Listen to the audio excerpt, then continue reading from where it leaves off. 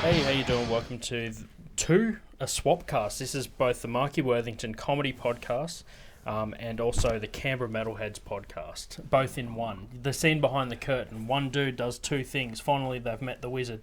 And the reason that it's applicable on both platforms is because we have not just comedy legend, but also metal legend, Steve Hughes as the guest welcome, today. Steve Hughes. Welcome, Steve Hughes. Jesus. No, I'm kidding. You can tell we finally got a guest that's worthy of them not putting a band on the back room as well. Normally we're doing this while we're playing over someone doing sound check. So you notice that complete silence? Oh, we had the bingo on the other night. Yeah, far out. I feel like in Wollongong. that's the most disrespected art form. Yeah. While the stand-up's going, it's not for sound check. Yeah. While the show is going. Yeah, dude, I did a gig at the German club the other day, and they said, hey, if you want, because I was emceeing, can we just tell you the numbers for the meat raffle between comedians, and you can just relay it to this crowd because the speakers don't reach down here? So I'm getting up being like, 86, and your next comedian is... That is... What a That's a great... Seinfeld episode. I tell you what's even worse, none of It them is. fucking won. Even the crowd were losers. Like, it's just... Comedians. There's an obsession with meat raffles, yeah. We're below murder sketch artists when it comes to the artistic hierarchy. They always shove us in some back room. Yep, mimes, Yeah. murder artists, and us. Those the police can you- sketch artists.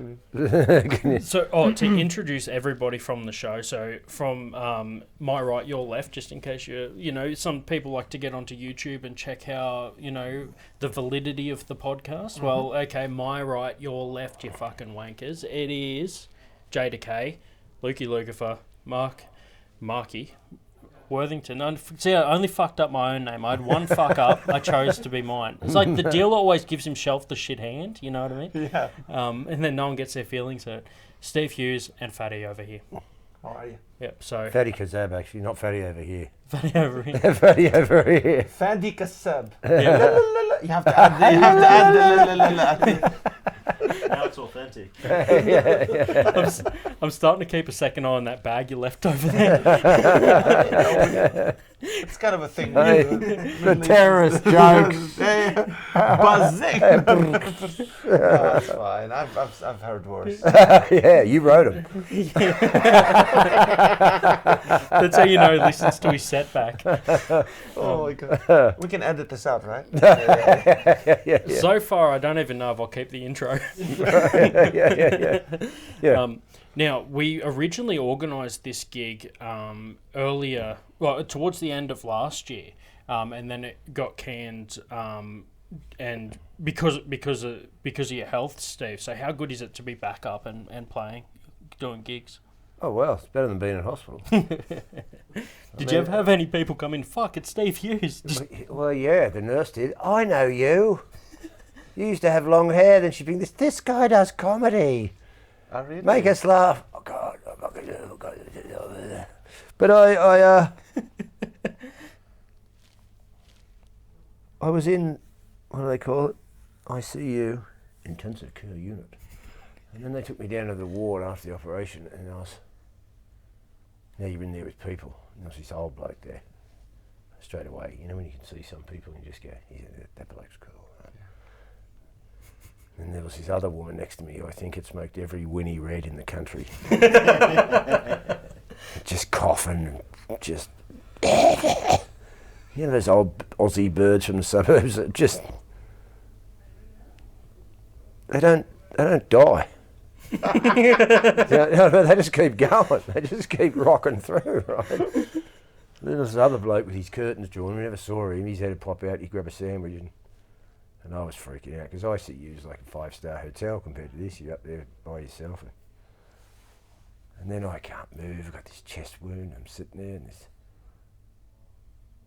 you're farting in your own bed, and listening to her cough up all the wind fields, and I was just freaking out, going, I've got to get out of here. I can't fucking believe it. And then that morning, that bloke left and the old bird left, and they sort of just cleaned the ward up, and it was just me and the old bloke, the cool old bloke. And I was quite comfortable then. I was like, oh, this is... Left or died, Steve? What? happened? She left or died? No, she left. She actually left. Did you have a curtain separating you? Oh, yeah, you can get one, but, it doesn't stop the farts. And then... and then they brought this other bloke in from Mount Druitt. And he was cool as shit, and some other young fella from New Zealand. And then we all bonded. Yeah. It was great, and Steve had this old truck driver. He was in there, and he had this machine sticking in him, and he had to carry it around because he had something pulled out of his lung, and he has to make sure he hasn't got fluid building up. But it's rough. And I remember that night, and because you think you never want to be in hospital, but once you realise you've had an operation, you can't do anything anyway. You think, well, I may as well be. Yeah. There's nothing else. May as well have a bendy bed, and someone, it doesn't matter if you can't sleep at 3 a.m. Someone's up. It's not like you're at your mate's house. And then Steve over goes, it's going to be a rough night tonight. He's trying to get this thing out, but it's going to be in there another day. So we sat up with him, and he had a mate in, this Irish guy, and he was telling us he sells tractors and redoes tractors, this old Irish guy, and he'd been in hospital for about 8 months. And then my buddy from Nazul, Lachlan Mitchell, came in and saw me, and then that night, me and Steve, I thought, I have to sit up with Steve. He's going to have a rough night. He won't be able to sleep. He's got this machine digging into his guts, right? So I go, I'll sit up with him like this, and we're just talking. And then from behind the curtain, this Mount Druitt guy, he goes, excuse me, fellas, I'm just watching some boring shit on YouTube. Can I join in with the tractor talk? Right. So he must have had headphones or something. Right. He joined in, and he was a fucking funny guy, right? And you just feel better when you're with a bunch of blokes. As much as your mates are great, they can look after him, but when you're the bloke with a thing hanging out of his guts and some bloke with a fucking lump on his neck like this, you're all like, well, we're all fucked, aren't we? So the Kiwi guy had the lump. No, the Kiwi guy, the Mount Druitt guy had something. He goes, oh yeah, they just took this thing off me neck, mate. There's another one on the other side. By the time they finish with me, I'm going to look like one of those birds on the front dash of your car. I go, I like this. And I had my ribs cut open and it's still healing. I'm going, stop making me laugh, you fucking cunt. It was funny as fuck. Split open. And then they discharged me about a day later, and I was pissed off because I didn't want to go. They shouldn't have discharged you. No, too early. Too early, right? Too early I'm for like, heart surgery. And I'm like, and I didn't want to go. I'm like, even the nurse was coming in. You lot seem to have bonded quite well. I'm like, yeah, thank God you're not in here with a bunch of people you can't stand, right? And I didn't want to go. I never thought I'd be in hospital going, I don't want to go home. Yeah, it's fun. I want to stay here with these lads. Yeah, I mean, yeah, you could just all fucking rent a place together so you can relive it. Steve-O was one of those hardcore Aussie blokes, drove trucks, from Sydney to Cairns in one day, turned around, came back. Yeah. You know what I mean? He was still sitting there going, once this get out of me, I'll just drive down. And he's Irish, mate. I tell him, can you tell this fucking mental case he's not going to be doing anything for a few fucking months, Steve-O? He's just one of these old blokes, I'll be right, you get it. But he was he kept your morale up, you know what I mean? Yeah, He's one of those old Aussie blokes, you'll be right, Steve-O, you'll be right. You start to go for a bit of a self-pitying moment, you know what I mean? It's good to have some old Aussie truck driver there. She'll be right, mate. We'll be all right. Yeah. Can you imagine? He's helping me, this guy. Coming down off the fucking speed. Yeah, I was turning into a wimp, and next minute, you'll be right, mate. You eventually wonder whether it's in your head or his saying it. Like, do I have a subconscious "she'll be right, mate" in the back of my head from now on? It's like sometimes when I'm doing crowd work, if I'm going like, hey, so what's your deal? You're here by yourself or whatever. You got like a radius of one chair around you. What the fuck did you like? Did you fart before the show or something? And then it's dead silent. I'm like, all right, so can you guys confirm, is there fucking actually someone there? Am I imagining a random person? Like, they give you nothing sometimes. It's a hard time to find out you're insane on stage. Yeah. So yeah, the how's the tour been so far? You just finished the Fringe Festival. Adelaide was excellent. Yep. Sold out every night except the weeknights. It's still 3/4 full, so that was great. 'Cause I haven't been there for like 10 years. And they're good crowds in Adelaide. Yeah. They're up for it. Mind you, the crowds have been unreal, haven't they? Even up here. as he said, he goes, "You've got a distinct-looking audience, don't you?" I went, "Yeah, yeah. They live in caravans, and come in wheelchairs, and motorhead shirts, man. But they got a good sense of humour, haven't they?" Yeah, people who come, I thought it's gonna be, give me you're troubled and you're, and they come with leprosy and they come into the show. Is this Steve Hughes or Jesus curing cunts? They're all pretty healthy. Yeah, because, good. None of them is vaccinated, I think. That's what I'm just kidding. They're all really good. Like really tough blokes and the ladies with thick skin. The tour, like Wollongong was great. Unreal. Newcastle was great. Woomera was great, just a bad venue. Well, not a bad venue, but just not good for comedy, not great. Yeah, it was a really good show. They treated us well. The venue, those venues that are not built for comedy, like hard, there's no carpet for it, there's just hard, echoey floors. Yeah. Stuff like that. And the ocean was right outside the window. It's a full view, it's right on the beach. Yeah. And when you have the soothing before the show, I don't think... You walk out, the crowd's asleep. The crowd is like... it's white noise, You just close your eyes and pretend you're getting a standing ovation. We did get a standing ovation. He did. Oh, shit. Yeah. It's... Which surprised me. It surprised me. They were loving it. They loved it, Steve. Yeah. It was unreal. We had no spotlight. Yeah, the light. There was no spot. There was no light two lights. Well, they were standing in the fucking way. We just had two lights. Two lights on stools like this. Yeah. It's like a Halloween show. Yeah. It's like atmosphere. You're about to read Tales from the Crypt Keeper. Yeah, exactly. Yeah. Yeah. Felt like it. Yeah. You got to hold the torch under your face when you hit through the punchline. Well, that's what happened. So one light was from here and one from here. It's like... Yeah. We're far out. But we did what we could do. Yeah. So the Fringe was good as well. That's such a crazy time, right? Because there's so many fucking shows on. There's like 1,500 shows on there now. Yeah. Steve got good numbers. I didn't get good. No, I don't mind. I haven't been to Adelaide in years, but for me, if a festival you pay expenses that you spent going there, and you just pay that, you come back, it's a success. Yeah. If you don't come back with a loss. Oh, dude, I'm working towards the point of breaking even, so maybe I'll be there fucking one day. Working towards the point of breaking even. It's a good one to aim for. Yeah, exactly. It's like when I say to some people, like, "Oh, I covered costs." They're like, "Oh, so it was a failure," and I'm like, "It's the best show I've ever done." Yeah. That's like this quote. This YouTube comment I read the other day. Some economist was talking, and this bloke in the comment just wrote, "I was born with nothing, and I've almost got most of it left."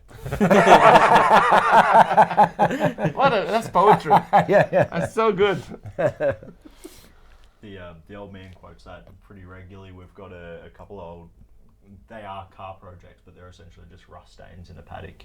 And we're sitting there looking at it, and I'm like, what are we going to get rid of? Because you're starting to realise, like, I'm not going to get to these 15 car projects. He's almost 70, and he's like, this isn't going to fucking happen. And we're sitting there, we're looking at it, and Dad's almost doing the one day, son, you'll inherit all of this. And I'm like, oh, that's a pretty big burden to throw on someone, And he's exactly that. He's just like, well, I was born with nothing. And one day you'll inherit my name. The saddest part is he gets to wake up every morning and look at rust stains on the ground that are younger than him.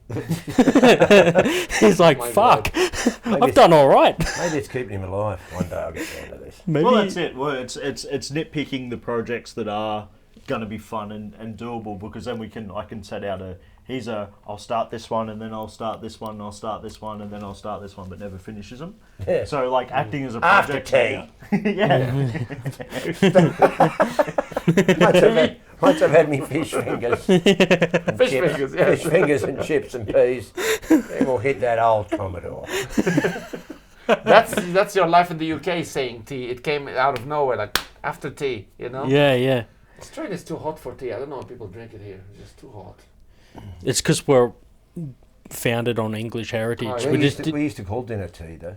Yeah. I still do. And you get that funny look. I invite people, come over for tea. They're like, what time? And I'm like, I don't know, 5:30, 6 o'clock. And they're like, it's getting a bit late. I normally have dinner around then. I'm like, fuck, wait, that's what we're doing. That's old 70s Australians. Come in for tea. Yeah. Whereas now you say come over for tea, they think they're going to tell you the latest gossip about someone in town, spill the tea. Now they just come over for ice. Yeah.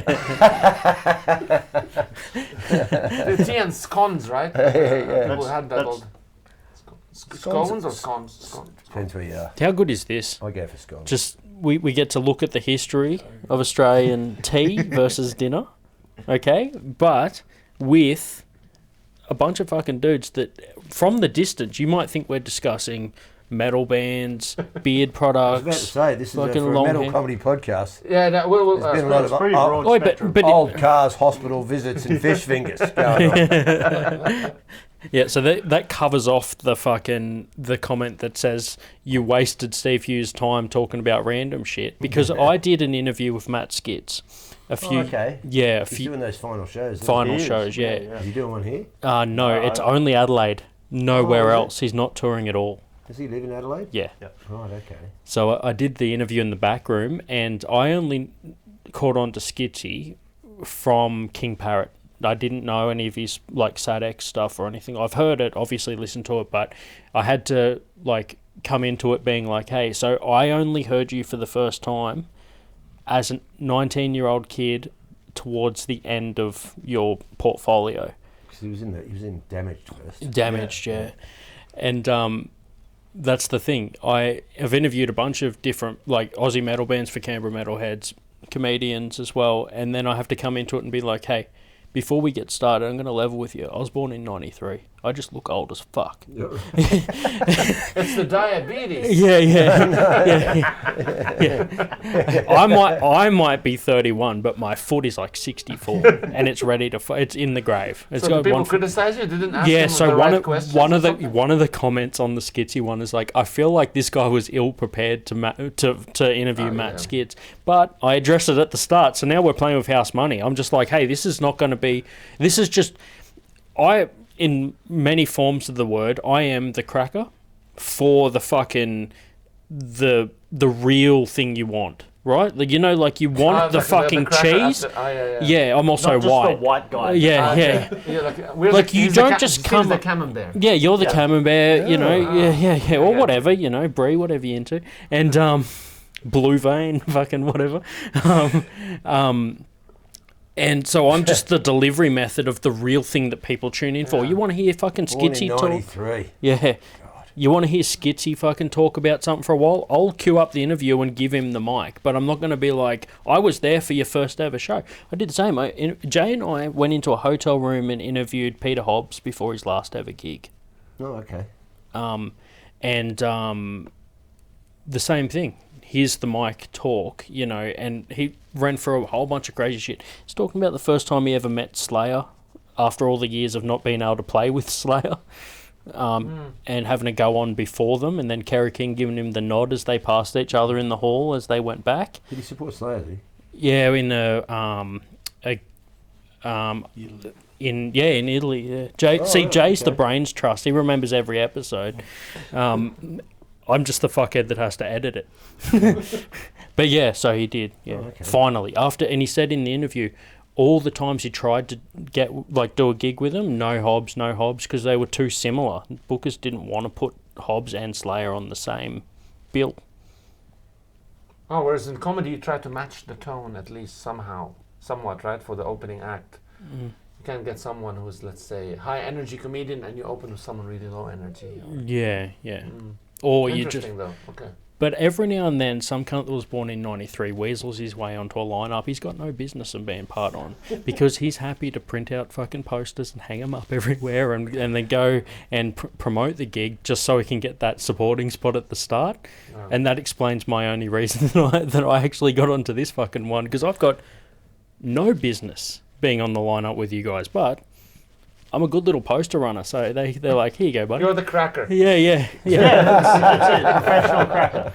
All right. No, we're renaming it. It's going to be called Stephen the Cracker. I don't know. Did you listen to Steve's music? Stephen the Cracker. Before? No blacks Yeah. allowed. Yeah. So I was like, I think I've done the opposite of what a lot of people in my age bracket have done, where my friend sent me a video one time and he's like, check this guy out, he's really funny. And I'm like, no, he's not a comedian, that's the drummer from Slaughterlord. And he's like, no, he's really funny. And then like he came over and we're watching, it was the Hammersmith gig. and he's showing it, and I'm going to my record collection, and I'm like, oh, but he's fucking, like, this is funny, but this is where I know him from. You know, like, pulling out my tapes and my CD, like my Nazul CD, and I pull it out, and I'm like, you know, like, fucking... Those are worth a fortune these days, if you have tapes and records and CDs. Look at, you have a cassette in your pocket? It's a fucking, Oh, there you go. Look at that. I'm going to level with you. That one's a boot, I'm pretty sure, but the... I'll tell you, yeah, it is. Yep. Yeah. Well, not once Steve signs it for you. How's Yeah, that? the inside's different. Really? How do you know, Steve? How do you know it's a... Because I made that.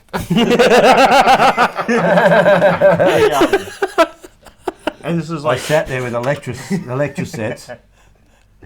Remember you get those things and you put them on the paper and then you rub the pen on them and they come off? Yes, I know that. Oh my that's how God. that's how I did all this. Except it had all the thanks on list. the inside, Yeah, well, not the cunt that made that one, but the one that people... Oh, this is great. Yeah. How long have you had this? I've had that one a few years. I got it from a guy who I met down the coast who had an original copy. And he was like, oh, I'll give you a copy of my copy. So it was like, because I was like, I don't want to boot, and he's like, it's not like he's trying to justify ripping it off pretty much. He's like, it's not a boot. It's like, it came from an original, but he's like, I had to trade like a shirt and a beer back. Wish I could have kept some originals. I don't even think I got one. Really? Nah. I'm sure you can find them. Just on this podcast, people are going to comment and say, we'll give you one, Steve. Yeah, there we go. Send it to the P.O. box. That's how good our crowd is. I've never given out an address that wasn't a P.O. box. Fuck off. And even then, sometimes when I'm going to collect the mail and there's someone sending out the front, I'm like, he's going to see which number I get the mail out of so he can see which one's fucking mine. Yeah. This is awesome. Yeah, but it's the same with, you're just looking at that tape. So the local drummer here, Joel Green, is the original drummer from Armored Angel. Oh, okay. Yeah, I was sort of saying, how do I know that name? That's right. Am I right in saying original, Jay? Or I'd say so. Yeah. So see, that's the Brains Trust. JDecay, he'll be like, no, like in the past, he actually sessioned and then he became a full time. Like he's good. He's still around. Yeah, we've interviewed him for the podcast. Yeah. He comes to the shows in Melbourne. Yeah, so he's done 3 episodes on Canberra Metalheads, but we did them in Melbourne at one of the studios there. We booked it out. Yeah. And one of them, Slats from King Parrots, the bass guitarist, right. He was going to be the first interview and then Lucy was going to be the second. Lucy rocked up early and Slats didn't get there in time. So I interviewed Lucy first and then said, hey, do you want to stick around and sit in with the other interview? And midway through the interview, Slats is like, I used to buy fucking magazines with this dude in them when I first started playing bass. And I'm like, oh, so did you recognise him? He's like, yeah, I've been trying to keep it cool this whole fucking time. You just interview with a guy that I look up to. That's so nice, yeah. You know? I've never met those Parrot guys. I know the drummer. Yeah, well, Skitsy drum for him, and that's right. Yeah, and then Todd's in there now. Yeah, Todd was in Berserker, wasn't he? Yeah. So I went to Todd's place in Brisbane years ago. Yeah. Before he was in, because he came to the show and he goes, "I've got a drum kit. You want to come around and play?" I'm like, "Yeah." Fuck yeah. He's a great guy. Yeah. They're funny, man. They're fucking video clips. Dude, funny, aren't they? so good. I'd heard of them, and I never seen their videos. This bloke I do showed it to you. I thought, oh, these are fucking hilarious. They're such a fun fucking... Especially basing so much on the Aussie slang and that. It's just fucking... Well, it's the first time they did the US show. They put up videos of some of the gigs. And it was like, people didn't know how to take them. Nah. And it was because Youngie just jumped up and was just like, King Parrot from Australia, what's going on, you fuckwits? And like the US crowd's like, why are you angry at me? Like, we're here to support you, man. And there's like a solid, almost like you get it, like them really like grindcore shows and shit, how people are like, I don't want to stand too close to the crowd, like to the front in case it gets disgusting. And it was almost like there's that initial crowd pull of just like, let's stay away from the stage for a little bit just to gauge it. And it was right up until maybe like second or third last song that the crowd's like, oh, they're not crazy, they're just Australian. Like, and they went, they don't quite get it like the English would get it, calling you a fuckwit before you've met them, Americans. I think, why are you calling us fuckwits? The English would be going, oh yeah, we know. It's just, Because they're used to, how's it going? Great, wonderful, best people in the world, USA #1. Whoa! That's what they use the flattery. How are you, fuckwits? Excuse me. I forgot the exact quote, but Bill Burr was talking on his podcast about how the English, in their association with cunt versus America. And apparently at a gig there was someone selling rip-off merch out the front, and they've come in and said to the tour manager, hey, just letting you know there's a guy out the front selling merch. And apparently he's just like, well, what am I meant to do about it, you fucking sodded cunt? And the American, venue runner was like, what the fuck? That's like a major insult. Worst word in America. But the thing is, you'd be called a cunt for that, and then you sort it out. Oh, that's all right. Yeah, fuck, it's all good, But, it's just this guy's made, a mortal enemy for the rest of my life now. This guy's never going to bounce back from being called a cunt. Yeah. What am I meant to do about it? Leave it out, you cunt.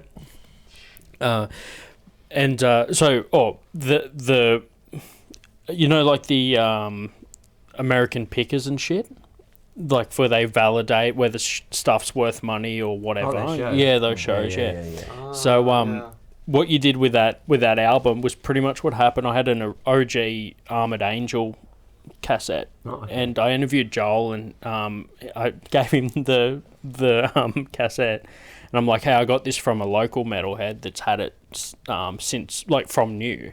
He had 2 copies and he gave me one. What do you think of this? And he's like, let me tell you if it's first press. Opens it up and he's like, nah, second. My mum hand wrote on all the first press. She hand numbered all they made. Wow. So Joel and Matt, the two original members are brothers, and they made their mum hand number, or didn't make. I'm sure she fucking just did it because they're happy that they just hand wrote all the first I used press. to hand write all the labels on those little things. Yeah. I had the same with talking to Glenn from Destructor not too long ago, and I got onto a copy of Holy Trinity Denied. And Destructor, what's Destructor? American Destructor? Australian Destructor. Right, okay. And same thing, I was like, hey man, I've just paid some money, this came from Europe, not sure if it's real. And he was like, oh, there'll be some biro on the inside, they were all hand numbered. But it looked like it had been sort of closed fist crayon written by a child, Oh. And I sent him a photo of it, and he's like, nah, it's real. He's sort of it after you start hand writing 180, 200, you give up after a while. It's just Yeah. How many would you make, Steve, when you made them yourself? Oh mate, this is old school. This is in the day. We had no money.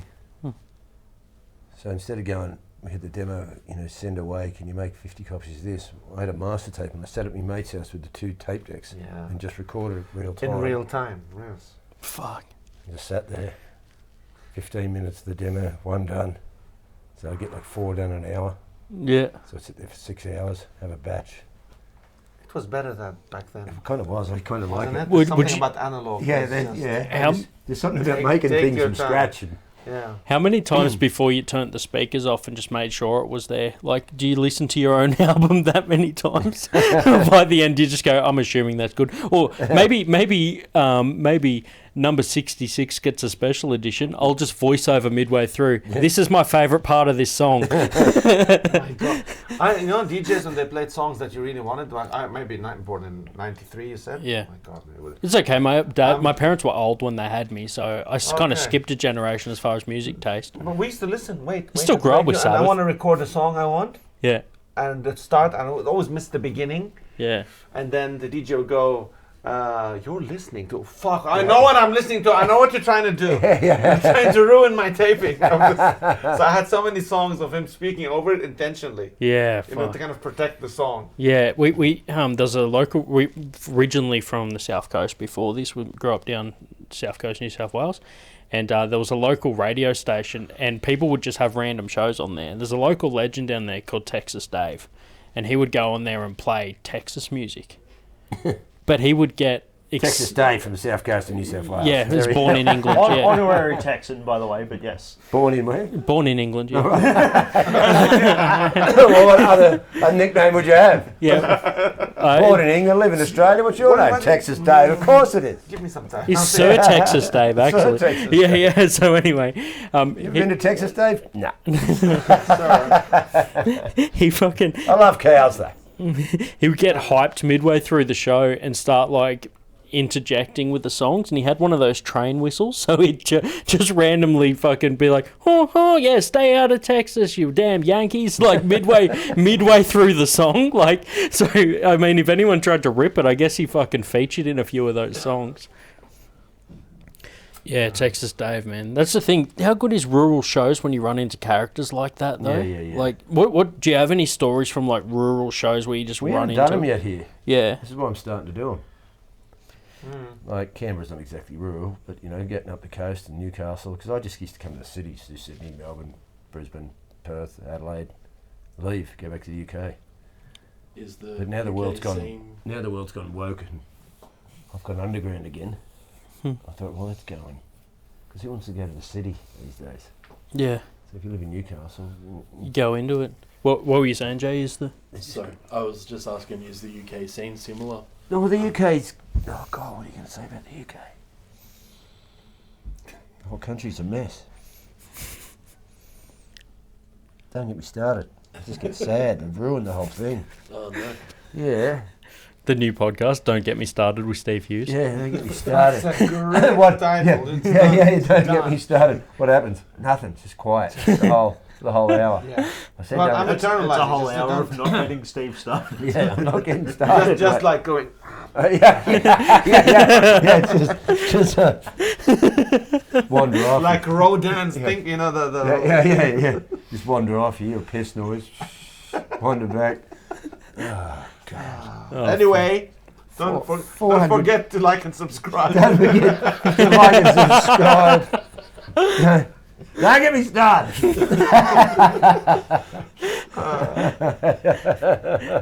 People would listen to it as ASMR, Steve. And then you You know? The second you'll find episode- an audience. second episode's called "I'll Get Started After Tea," After tea.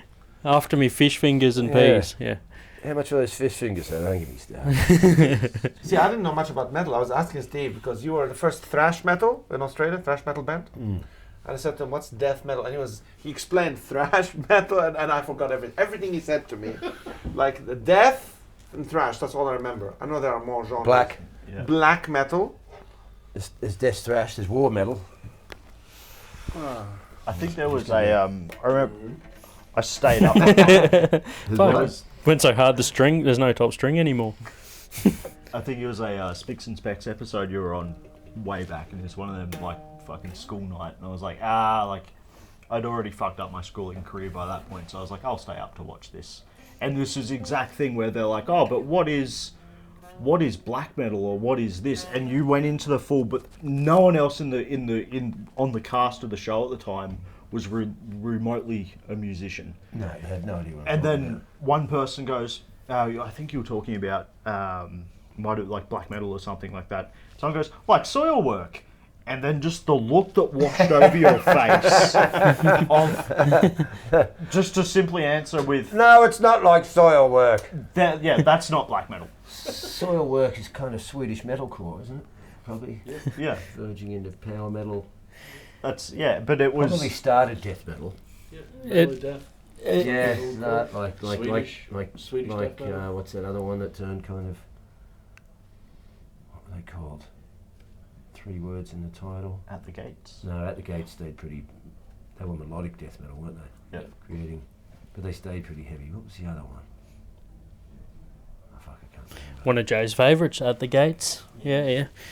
Yep. In Flames. There you Yeah. go. Hey, That's the one. see? Like I told you, dude. He's the That's why we brains got it. trust. Yeah. Yeah. And it's 2 words. Yeah, 2 words. So Yeah, but do you notice Jay even split he flames figured it into out 2 on 2 words? levels, I'm saying. Yeah, but if What you it is in and- the playback, Jay said "in flames." Like he still gave you the point and made it 2 words. Yeah, In yeah, flames, yeah, yeah. yeah. Yeah, they didn't quite reach the because then it became 3 words. Yeah, To be yeah. metalcore, you had to have My Chemical Are they Romance British or and- Australian or Swedish. American? Swedish. Yeah. It's because every time an Aussie would tell you they'd say "in flames, mate." You thought it was 3. Oh, there's mate. yeah. They started death metal, but then went a bit sort of newy metal, didn't they? Yeah, they're pretty light on nowadays. Yeah. We've interviewed so many different bands. Most of them because they had gigs here, so we were able to like get them here. And I didn't get an interview, but we were talking about game shows, right? TV shows. I seen when we were kids. We used to watch when YouTube first was kicking off. We just searched random shit, and we seen this video of Danny Filth on a fucking panel show, right? Danny Filth's the singer of a band called Cradle of Filth from England. Yep. Makes sense, doesn't it? Yeah. Let me just I saw him on the tube one night. Oh, really? Yeah. Because I got on the tube and he's standing there with his missus and some other bird, goffed up, of course. And he's a short fella. I just remember standing there going, who's that? Why do I know that guy? That's when I went, oh, I know that is. That's him. You had 2 women with him? Yeah. I don't like him. No.